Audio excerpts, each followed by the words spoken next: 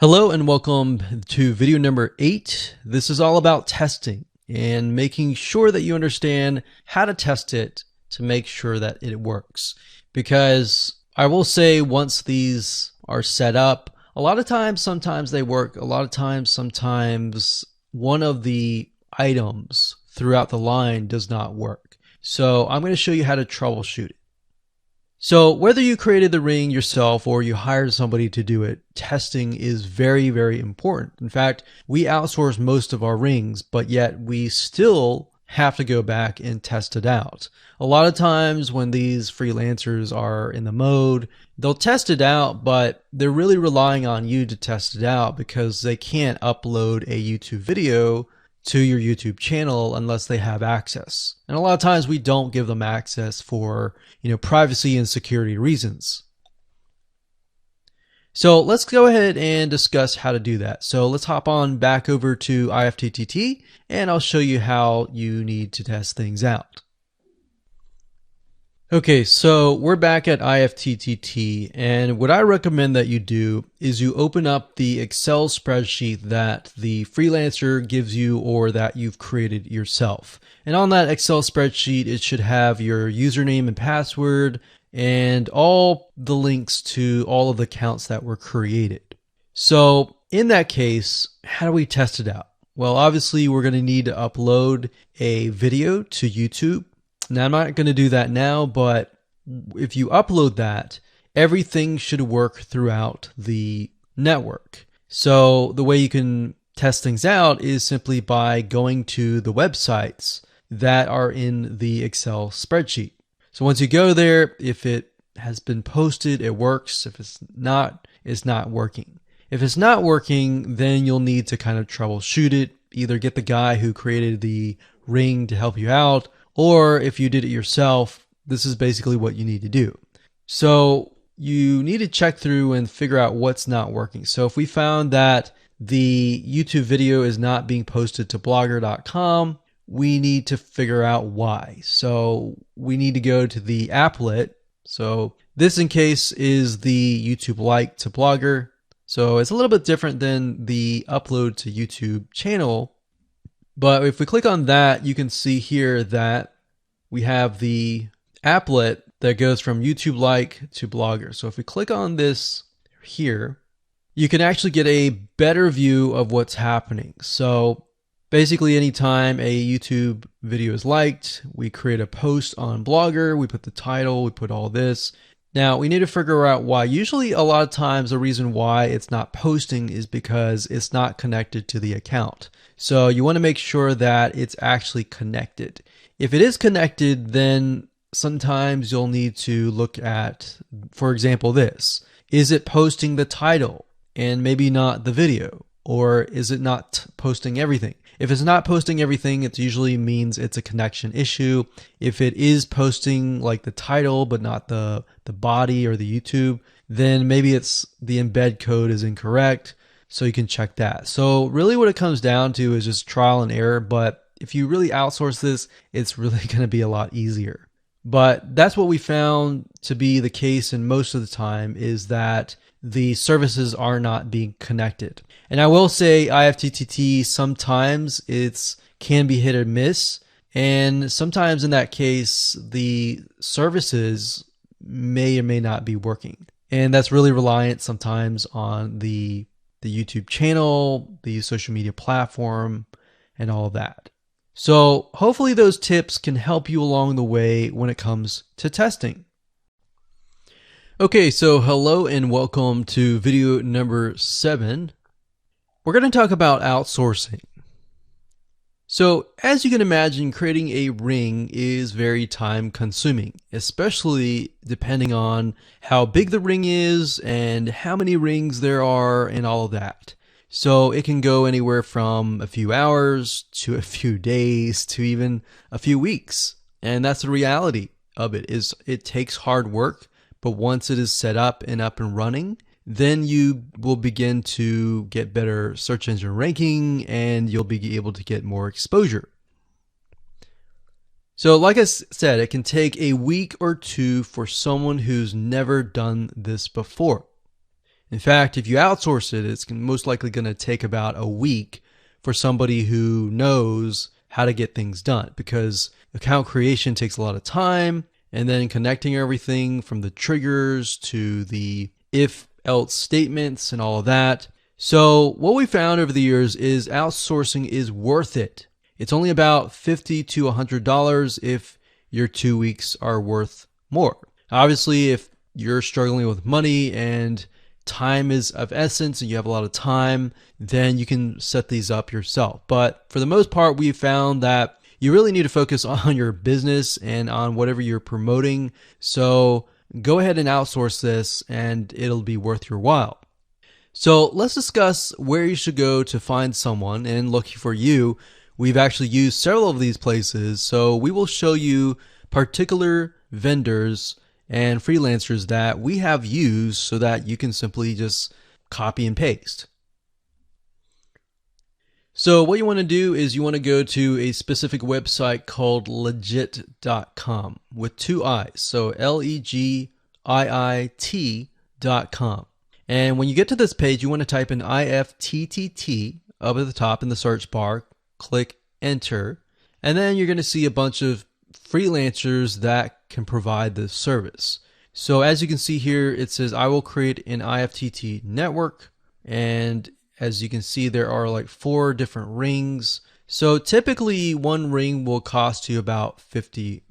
So this guy here, his name is Gemini Guy. We've actually used him before and gotten fairly good results. And what he'll do is all you have to do is give him the information for, like I said, the accounts, and have the username and password.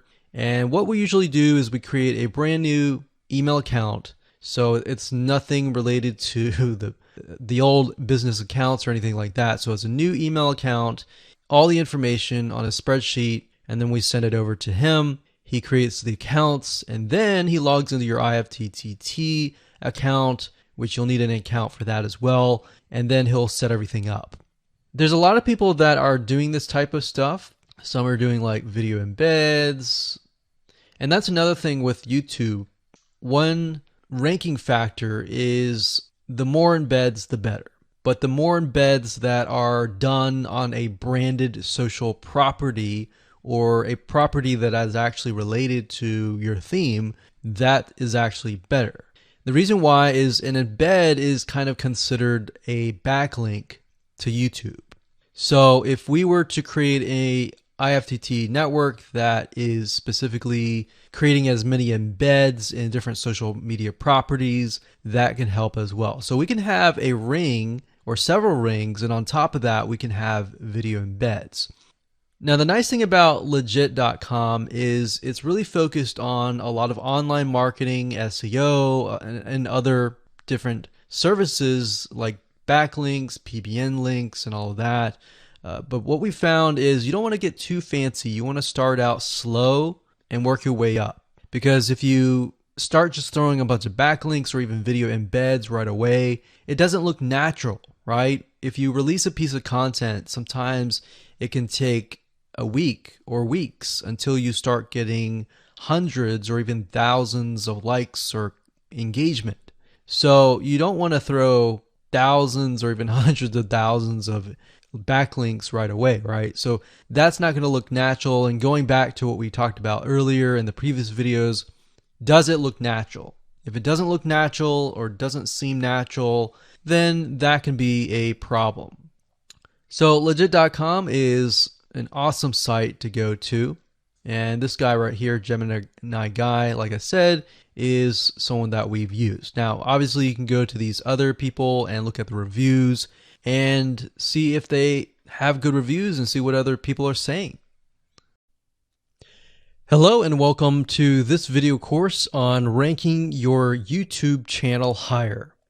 All right, so this is video number 1, and this is going to be the introduction to the YouTube video traffic course. Now, before we talk about the course, I want to make sure that you're in the right mindset. So I want to say that the goal here is to focus on building a brand. If you can start thinking that way, you're going to have a long-term strategy, which will actually help you not only in the YouTube traffic and getting ranked on YouTube and getting natural organic traffic and all of that, but it'll also help you in many other ways as well. Now, while that may not make a lot of sense right now, it will in just a second. Now, this is not about throwing hundreds or even thousands of backlinks at your YouTube channel properties or videos. What you really want to do here is to focus on quality and not quantity here. And by doing that, it will actually help you in the long run, as you'll just see in just a minute. So before we get started and talk about the course, what I want to do now is give you a quick overview of what's inside this video course. Video number 1 is the introduction, of course. Video number 2 is what this is not about. And I want to make sure that I cover this because a lot of times when we talk about ranking on YouTube or Google or getting traffic or of any sort, there's a lot of assumptions that are made. So I want to make sure that we cover those assumptions and possibly roadblocks that are blocking your way. Video number 3, we'll talk about what Google wants and the strategy. If you understand what Google wants, then it'll make more sense on what the strategy is all about and how to implement it correctly. Video number 4, we'll talk about the ring, which is the strategy here. And of course, video number 5, we'll talk about how to automate the ring. Video number 6, we'll talk about account creation. And video number 7, we'll talk about how to outsource the account creation and the very tedious process of building the ring. And of course, video number 8, we'll talk about testing this out. And while that might seem a little bit simple, it really is and does take some time to make sure that everything works. So with that said, let's talk about getting started and what you're going to need. You're obviously going to need a product or service to sell. You're going to need to have a YouTube channel. You're going to definitely need to have money to outsource. If you do it yourself, it's going to take about a week or sometimes 2 weeks. But once it's set up and is good to go, then everything is automated. But at the end of the day, your time is valuable, so I recommend just outsourcing this process. But knowing how everything works and all of that will allow you to teach whoever you outsource this to, or you can pick and choose people that we will recommend that we have used personally to set things up for you as well. So with that said, let's move on to video number 2. Hello and welcome back. This is video number 4. And we're going to talk about the ring, which is the strategy. So in the previous video, we discussed why having different social media properties interlinked together can help Google see you as a brand who is sharing your content to your audience. In other words, these aren't just random backlinks, but links from big sites that are branded towards your company. And this is why this is super targeted and is much more powerful than a simple backlink. Make sense? So now let's take a look at what this looks like in real life. So let's head on over to our nifty mind mapping software. I'm going to map things out so that you're going to be able to visually see how it all works. Okay, so to better understand how this works, we're going to map things out.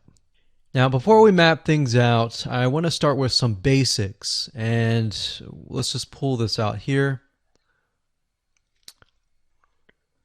So essentially the concept here is as you're building your brand, you're going to have many different social properties. And let's say, for example, this is the Facebook fan page. So that's your fan page. And we've got the YouTube channel over here because that is our end goal, is to have our YouTube channel get ranked higher. So essentially what we're doing is we're getting a backlink from this to here. And this could be Facebook, it could be Twitter, it could be Instagram, it could be any other social media platform. But it has to be branded towards you. It can't just be somebody else's fan page unless it is actually related. But if it's related and if it's branded as yours and it's linking to your YouTube channel, that essentially is a vote of confidence, but also it shows YouTube that you're interlinking. So that's basically the concept here. Now, if we dig a little deeper, basically what we want to set up is every time we upload a YouTube video and it gets posted, maybe it gets posted publicly, what ends up happening is we push that YouTube video and get it embedded onto the Facebook fan page, the Twitter page, the WordPress page, and all of that.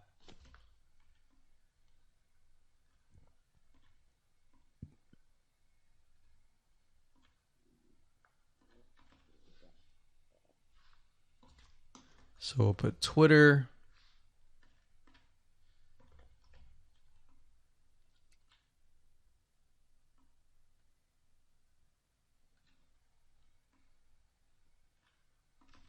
And we'll do WordPress. So as you can imagine, you've got the centerpiece here. You've got different social media platforms that are posted. Now, there isn't necessarily a set rule where you have to post it to X amount of social media properties. It can be 5, it can be 10, it could be 20, it could be different social media platforms. But in order to execute this and get it correctly, you will need to make sure that the platform that we use to automate this process actually supports that specific social media platform. So essentially this is what works, and this is basically what it is. So obviously in order to get this to work, you'll need to have a YouTube channel, you'll need to have the Facebook fan page, you'll need to have all these items in hand. So you'll need to have the username and password and all that. And we'll talk more about account creation later, but I just wanted to give you kind of a gist of what everything looks like and the visual map of it all. Hello and welcome back. This is video number 3, and this is all about what Google wants and the strategy. Now, we don't know exactly whether this is true or not, but based on the data that we have seen and based on the data that not only has worked for us, but for many others, is that Google likes brands. Now, it's not necessarily that they are particularly liking brands because brands make a lot of money or anything like that, but what we've realized are certain variables that make a brand stand out. So they don't exactly go out and tell people that they like brands, but based on the data that we've seen, we have seen brands rank better. So why is that? Why is it that Google seems to rank brands better? It's because brands last long term, and they oftentimes provide value. Remember, going back to what makes the visitors happy, it's the value that they are offering, right? At least the majority. So you'll notice that brands tend to have a really good following of fans that love their content. So why is that important? Well, their concern isn't really necessarily the brand, but giving people that are searching certain keywords on Google or YouTube, giving them what they want. Now, you'll notice that brands attract a consistent following as well. So Google likes it when they find that there's not only a good following, but a good engaging and good interaction. So their fans click and engage with their content more. And YouTube likes that. They love engagement. If you take a look at videos that rank really well, you'll notice commonality, and you'll notice that they have a lot of likes, they have a lot of comments. Essentially, they have engagement. And engagement is essentially the currency of YouTube. So whether somebody gets a bad comment or a good comment, a comment is a comment.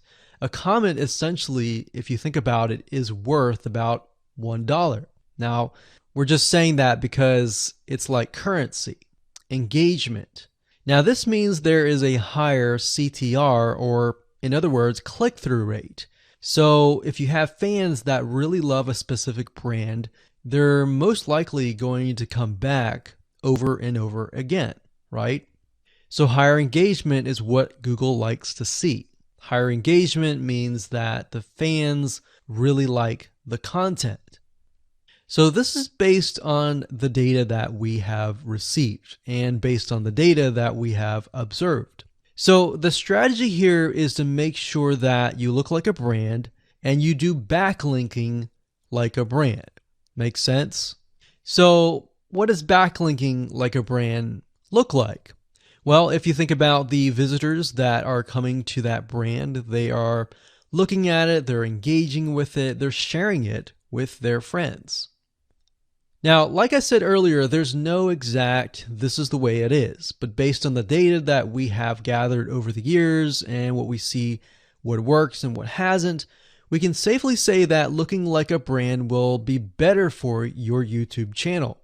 And of course, gathering a fan base and a good following that is interacting with your content is also key.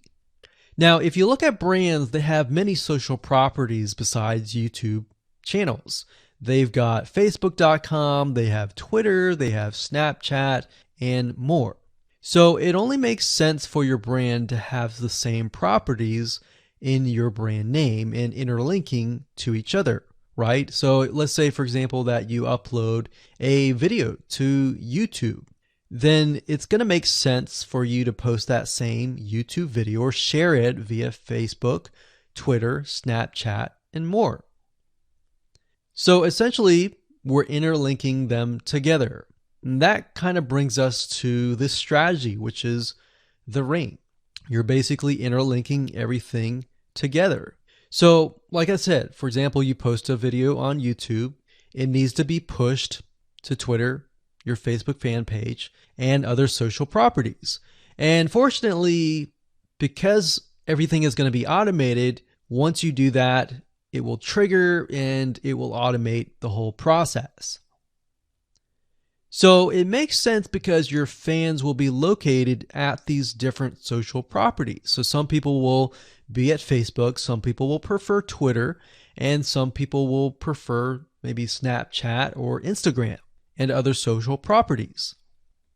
But if you think about it, it sounds very time consuming and tedious, right? And yes, it is, but once everything is set up, it will actually make your life a lot easier. But like I said, don't worry, we're going to show you how to speed things up with a few dollars. So with that said, let's move on to video number 4. Hello and welcome back. This is video number 2, and we're going to talk about what this is not. One of the biggest mistakes that we see a lot of people make is they assume that they know certain things, they know the strategy, they bring in what they already know and what they've seen work and automatically assume that that is what the strategy is about. But by doing that, what ends up happening is we see that people set themselves up for failure. And we don't want that for you. We want you to be able to succeed as much as possible. So that's why I'm covering what this is not. All right. So to ensure that you're able to successfully implement this strategy, we want to discuss things that you do not want to do. So as I mentioned earlier in the previous video, this is not about throwing hundreds or even thousands of backlinks at your YouTube channel or at your properties. In fact, YouTube has become very, very smart in figuring out if you are actually gaming the system. So what we're trying to do here is think of a strategy that works long term. So you want to focus on quality and not quantity here. It's better to get a few backlinks that are of quality rather than getting thousands of backlinks that don't even relate to your content. And we're not talking about automated softwares either. So like I said, Google's very smart in figuring out how to detect fake backlinks or computer-generated backlinks. They're able to detect patterns. So what you're trying to do here is not follow any sort of pattern whatsoever. You want to make sure that it looks natural as possible, because otherwise Google will penalize you in the future. May not be this month, may not be this next year, it may be the 2 years later kind of thing, or it might be even this month. So what you really want to do is focus on a long-term strategy that is going to last. Now, obviously, we're not going to know exactly if the strategy is going to last or not, but part of the strategy is figuring out what Google wants and fulfilling that.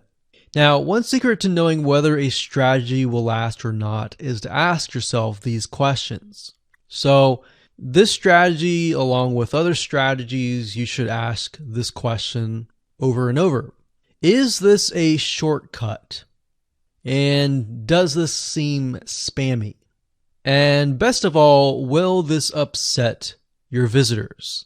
So the people that are coming to your YouTube channel via google.com or any other site, is this going to upset them? Because if it does, then guess what? Google is not going to like what you're doing, because they care more about the people that go to Google or go to YouTube and type in a keyword. They care more about them because they are who they are catering to, essentially. So now that that is out of the way, let's discuss what Google wants, which is really the crucial step in understanding why the strategy will work. So now that you have an idea, don't upset the visitors. If it's spammy, if it's a shortcut, this is going to upset them, right? So what is it that Google wants in relation to this? Well, we'll talk about that in the next video. Hello and welcome back. This is video number 5. We're going to talk about how to automate the ring. Now that you understand how everything is interlinked, how everything is connected, and how you can kind of be creative and make your own ring. So after viewing the previous video, you can imagine how tedious and overwhelming it is to have to maintain the ring, much less get it set up yourself. But lucky for you, there is a way to automate it once you have set things up. It's getting things set up is the tedious process.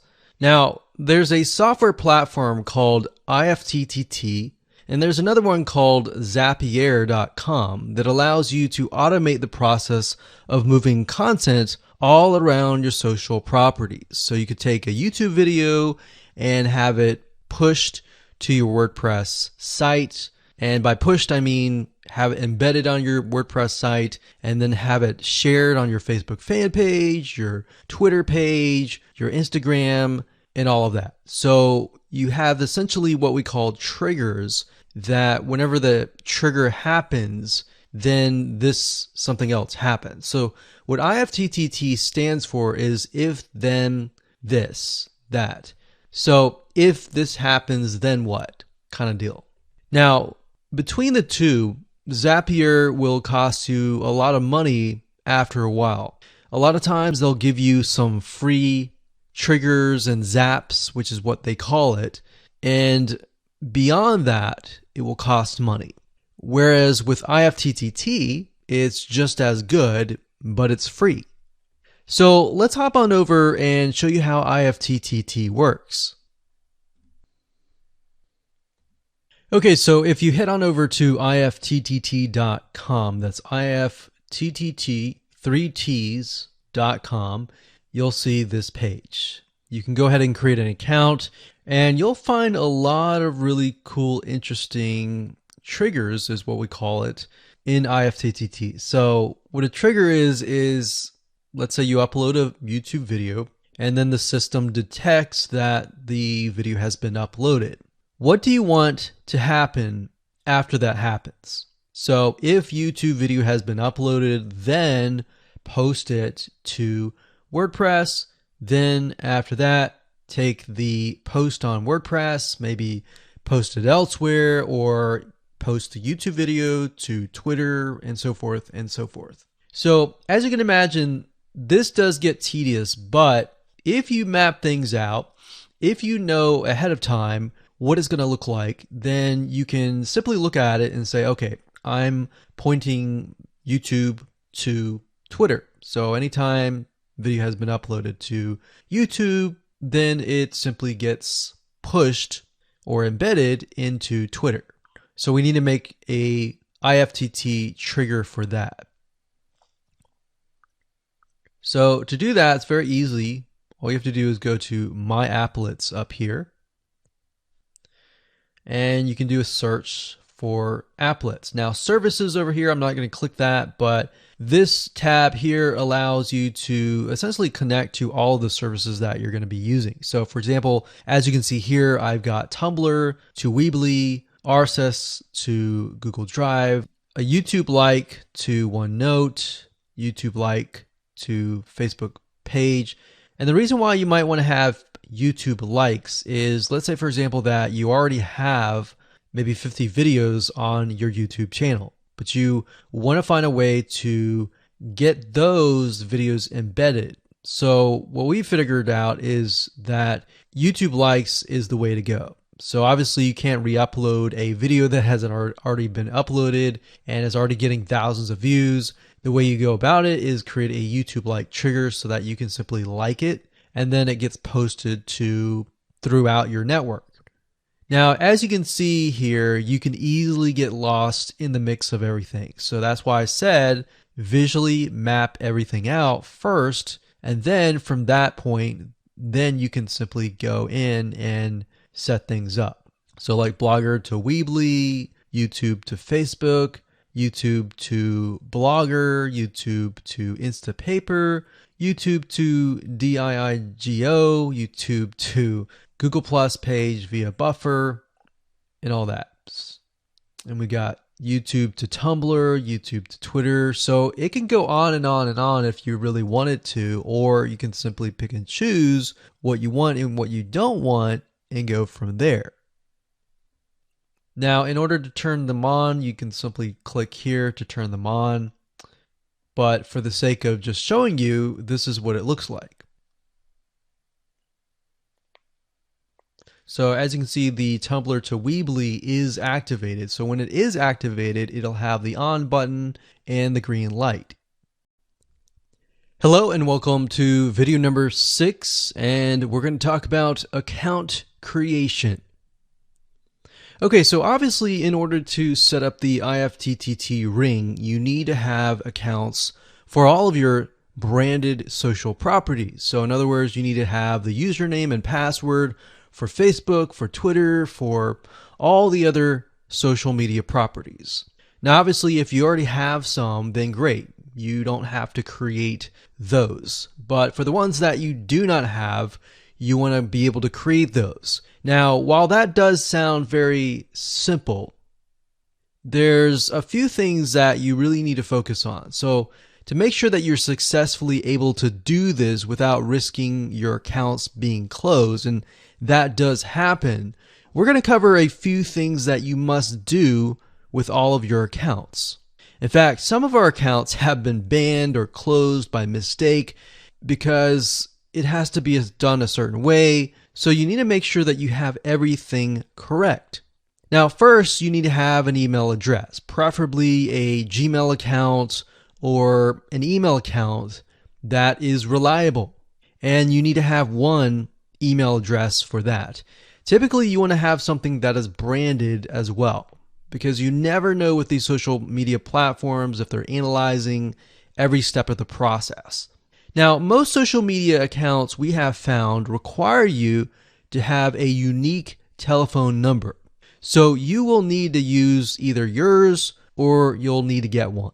If you don't have one and you don't want to use your personal telephone, there are several places to get unique telephone numbers that can be used for both voice and SMS.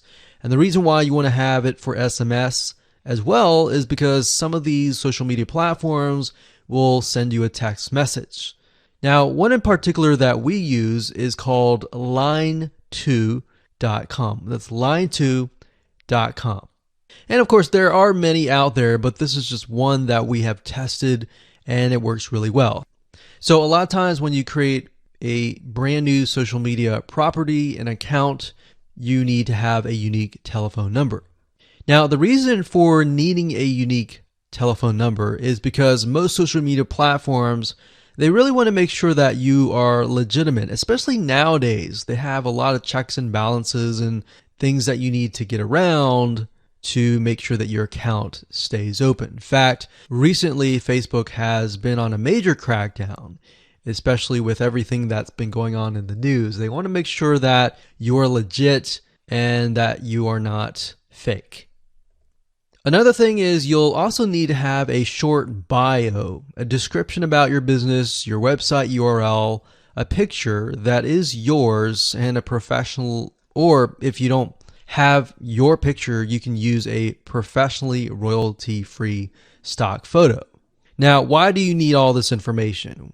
Well, the reason why you need all this information is because when it comes to account creation, you are going to need to have every piece of these items in hand to copy and paste over. Obviously, if you outsource this process, it's going to be a lot easier. And with that case, you're definitely going to need these items. And it's just going to make your life a lot easier when you're able to copy and paste and all of that. Your picture is actually very important because even Facebook will review photos on all accounts to make sure that fake accounts are not created. In fact, we created an account one time and it was using kind of a fake image, and even though it was royalty free and all of that, Facebook declined it and in fact did not approve the account. So they really want to make sure that your account is legitimate. Now, it's best if you take all this information and you write it out in an Excel spreadsheet so that you have it in hand, you have the username and passwords of all the social media properties, and you can simply log in and begin to create the accounts. So those are kind of the best practices that we have found over the years in terms of creating accounts. And while some of those seem very basic, the one that really stood out that was really important was making sure that you had that unique telephone number.